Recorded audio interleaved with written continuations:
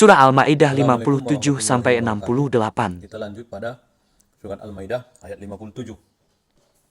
Wahai orang-orang yang beriman, janganlah kamu menjadikan pemimpinmu orang yang membuat agamamu jadi bahan ejekan dan permainan, yaitu di antara orang-orang yang diberi kitab sebelummu dan orang-orang kafir, orang musyrik, dan bertakwalah kepada Allah jika kamu orang beriman. 58. Dan apabila kamu menyeru mereka untuk melaksanakan sholat, mereka menjadikannya bahan ejekan dan permainan. Yang demikian itu adalah karena mereka orang-orang yang tidak mengerti.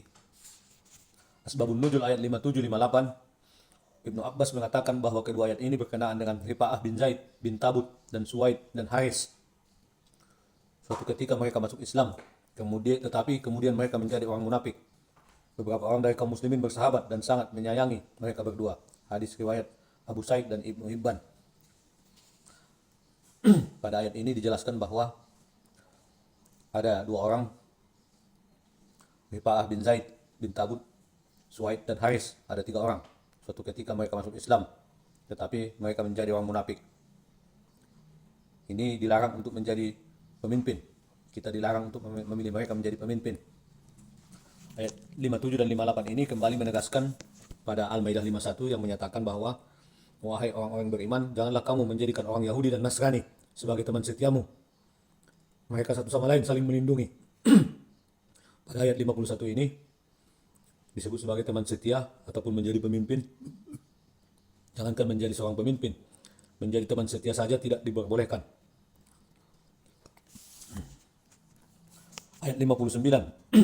Katakanlah, wahai ahli kitab, apakah kamu memandang kami salah hanya karena kami beriman kepada Allah, kepada apa yang diturunkan kepada kami dan kepada apa yang diturunkan sebelumnya? Sungguh kebanyakan dari kamu adalah orang-orang yang fasik. Asbabun Nuzul ayat 59. Ibnu Abbas mengatakan bahwa ayat ini diturunkan berkenaan dengan sekelompok Yahudi, di antaranya Abu Yasir bin Akhtab, Nafi bin Abu Nafi, dan Gaji bin Ammar yang datang kepada Rasulullah dan berkata, "Hai Rasul, kepada Rasul siapakah kamu beriman?" Rasul menjawab, "Aku beriman kepada Allah, apa yang diturunkan kepada Nabi Ibrahim, Ishak, Ismail, Yakub, dan anak cucunya, apa yang diturunkan kepada Nabi Musa dan Isa, dan beriman kepada semua yang diturunkan kepada para nabi dan Tuhan mereka. Kepada Allah aku berserah diri." Hadis riwayat Abu Sa'id dan Ibnu Hibban. Ayat 60. Katakanlah Muhammad, apakah aku akan beritakan kepadamu tentang orang yang lebih buruk pembalasannya dari orang fasik di sisi Allah, yaitu orang yang dilaknat dan dimurkai Allah. Di antara mereka ada yang dijadikan kera dan babi, dan orang yang menyembah togut. Mereka itu lebih buruk tempatnya dan lebih tersesat dari jalan yang lurus. 61. Dan apabila mereka Yahudi atau munafik datang kepadamu, mereka mengatakan, kami telah beriman, padahal mereka datang kepadamu dengan kekafiran, dan mereka pergi pun demikian, dan Allah lebih mengetahui apa yang mereka sembunyikan. Ayat 62. Dan kamu akan melihat banyak di antara mereka orang Yahudi berlomba dalam berbuat dosa, permusuhan dan memakan yang haram. Sungguh sangat buruk apa yang mereka perbuat. 63. Mengapa para ulama dan para pendeta mereka tidak melarang mereka mengucapkan perkataan bohong dan memakan yang haram? Sungguh sangat buruk apa yang mereka perbuat. 64. Dan orang Yahudi berkata, tangan Allah terbelenggu. Sebenarnya tangan mereka lah yang dibelenggu, dan mereka lah yang dilaknat disebabkan apa yang telah mereka katakan itu. Padahal kedua tangan Allah terbuka, Dia memberi rezeki sebagaimana Dia kehendaki. Dan Al-Quran diturunkan kepadamu dari Tuhanmu, itu pasti akan menambah kedurhakaan dan kekafiran bagi kebanyakan mereka. Dan kami timbulkan permusuhan dan kebencian di antara mereka sampai hari kiamat. Setiap mereka menyalakan api peperangan, Allah memadamkannya, dan mereka berusaha menimbulkan kerusakan di bumi. Dan Allah tidak menyukai orang-orang yang berbuat kerusakan. Sebab Nuzul ayat 64, Ibnu Abbas mengatakan bahwa ayat ini diturunkan berkenaan dengan Nabasi bin Qais, seorang Yahudi yang berkata, "Hai Muhammad, sesungguhnya Tuhanmu itu sangat kikir dan tidak mau memberi." Hadis riwayat Yabrani. Inilah yang dia maksud dengan tangan Allah terbelenggu. Mengatakan bahwa Allah itu sangat kikir dan tidak memberi. Tetapi Allah menjelaskan dalam ayat tersebut, sebenarnya tangan mereka lah yang terbelenggu. Padahal kedua tangan Allah terbuka, Dia memberi rezeki sebagaimana Dia kehendaki. Ayat 65. Dan sekiranya ahli kitab itu beriman dan bertakwa, niscaya kami hapus kesalahan-kesalahan mereka, dan mereka tentu kami masukkan ke dalam surga-surga yang penuh kenikmatan. 66. Dan sekiranya mereka sungguh-sungguh menjalankan hukum Taurat, Injil, dan Al-Quran yang diturunkan kepada mereka dari Tuhannya, niscaya mereka akan mendapat makanan atas mereka dan dari bawah kaki mereka. Di antara mereka ada sekelompok yang jujur dan taat, dan banyak di antara mereka sangat buruk apa yang mereka kerjakan. 67. Wahai Rasul, Sampaikanlah apa yang diturunkan Tuhanmu kepadamu. Jika tidak engkau lakukan apa yang diperintahkan itu, berarti engkau tidak menyampaikan amanatnya. Dan Allah memelihara engkau dari gangguan manusia. Sungguh Allah tidak memberi petunjuk kepada orang-orang kafir. Asbabun Nuzul ayat 67, Aisyah menyatakan bahwa dalam berdakwah, Rasulullah selalu berada dalam kawalan ketat para sahabat dan pengikutnya. Oleh karena itu, Allah pun menurunkan ayat ini. Setelah ayat ini turun, Rasul menampakkan diri dari kubah dan berkata, dan bersabda, wahai para sahabatku, pulanglah, sungguh Allah telah memberi jaminan keselamatan kepadaku. Hadis riwayat Hakim dan Tirmizi. 68. Katakanlah Muhammad, wahai ahli kitab, kamu tidak dipandang beragama sedikit pun hingga kamu menegakkan ajaran-ajaran Taurat, Injil dan Al-Quran yang diturunkan Tuhanmu kepadamu. Dan apa yang diturunkan Tuhanmu kepadamu pasti akan membuat banyak di antara mereka lebih durhaka dan lebih ingkar. Maka janganlah engkau berputus asa terhadap orang-orang kafir itu. Asbabun Nuzul ayat 68, Ibnu Abbas mengatakan bahwa suatu hari Rafi, Salam bin Miskam, dan Malik bin Sa'ib, para ahli kitab, datang kepada Rasulullah dan bertanya, hai Muhammad, bukankah kamu mengaku bahwa dirimu adalah pengikut agama Ibrahim dan beriman kepada kitab Taurat? Benar, tetapi kalian telah menyelewengkan semua isi Taurat dan ingkar terhadapnya. Kalian juga menyembunyikan sesuatu yang seharusnya dijelaskan pada manusia. Jawab Rasul, mereka berkata, sesungguhnya kami melaksanakan seluruh ajaran kami dan mengikuti petunjuk yang benar. Maka turunlah ayat ini. Hadis riwayat Ibnu Jarir dan Ibnu Hatim. Demikian akhir ayat 68. Assalamualaikum warahmatullahi wabarakatuh. Surah Al-Maidah 69-86. Kita lanjut pada surat Al-Maidah ayat 69. Sesungguhnya orang-orang yang beriman, orang-orang Yahudi, Sabi'in, dan orang-orang Nasrani, barang siapa beriman kepada Allah, kepada hari kemudian, dan berbuat kebajikan, maka tidak ada rasa khawatir padanya, dan mereka tidak bersedih hati.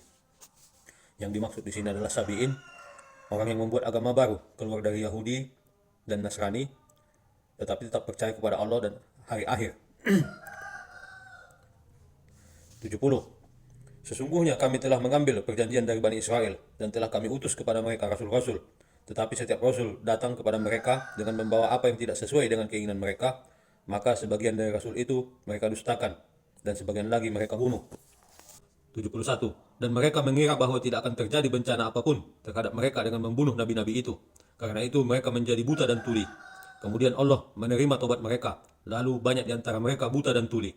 Dan Allah melihat apa yang mereka kerjakan. 72. Sungguh telah kafir orang-orang yang berkata, sesungguhnya Allah itu dialah Al-Masih putra Maryam.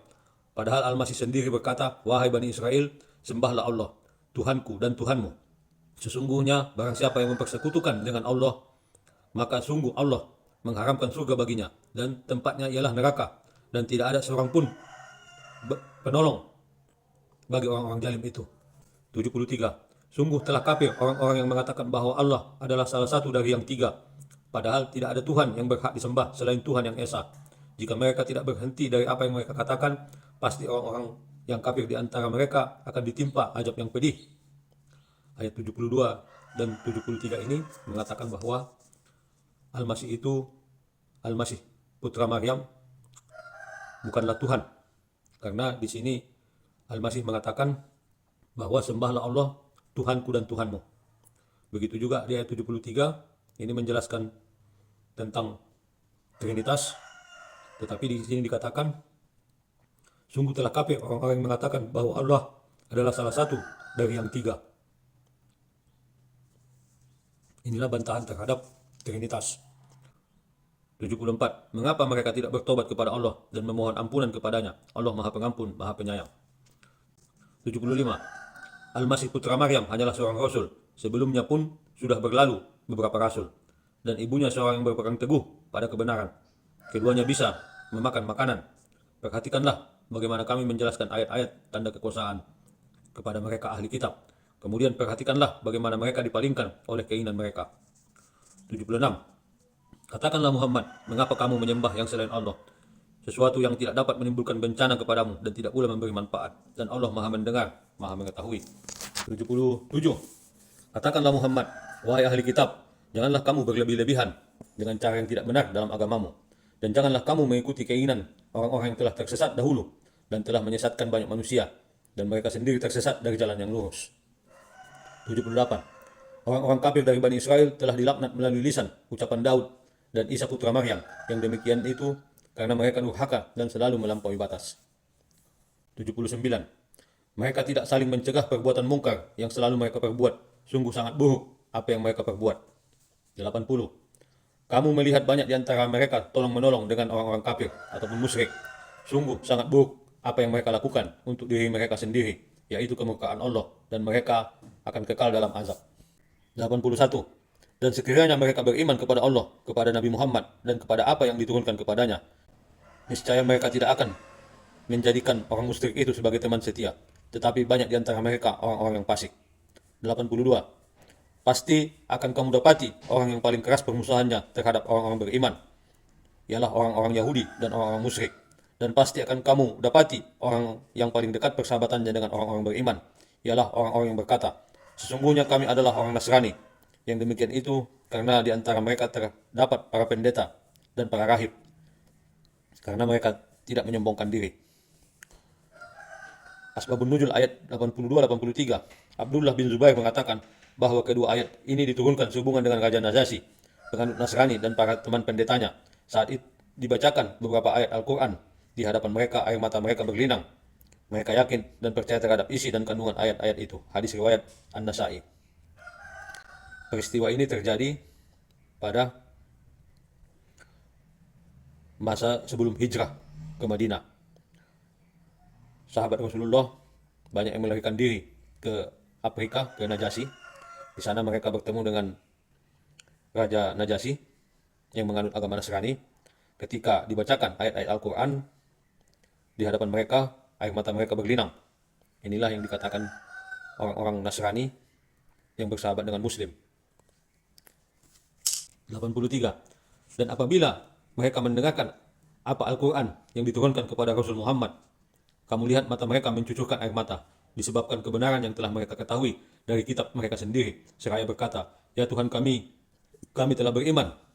Maka catatlah kami bersama orang yang menjadikan saksi atas kebenaran Al-Quran dan kenabian Muhammad. Di sini Raja Najasyi menyatakan bahwa mereka telah beriman dan meminta dicatatkan sebagai saksi atas kebenaran Al-Quran dan kenabian Nabi Muhammad. 84. Dan mengapa kami tidak akan beriman kepada Allah dan kepada kebenaran yang datang kepada kami, padahal kami sangat ingin agar Tuhan kami memasukkan kami ke dalam golongan orang-orang yang saleh. 85. Maka Allah telah memberi pahala kepada mereka atas perkataan yang mereka ucapkan, yaitu surga yang mengalir di bawahnya sungai-sungai, mereka kekal di dalamnya, dan itu balasan bagi orang-orang yang berbuat kebajikan. 86. Dan orang-orang kafir yang telah mendustakan ayat-ayat kami, mereka itulah penghuni neraka. Asbabun Nuzul ayat 84-86. Ibnu Abbas mengatakan bahwa saat Raja Najasyi dan para teman pendetanya menangis mendengar beberapa Al-Quran, Rasulullah bersabda, hendaklah setelah kamu kembali ke Habasyah, ke negaramu, beralih dari agamamu. Mereka menjawab, kami tidak akan berpindah dari agama semula, tetapi tetap beriman kepada isi dan kandungan Al-Quran. Maka turunlah ketiga ayat ini. Demikian akhir ayat 86. Assalamualaikum warahmatullahi wabarakatuh.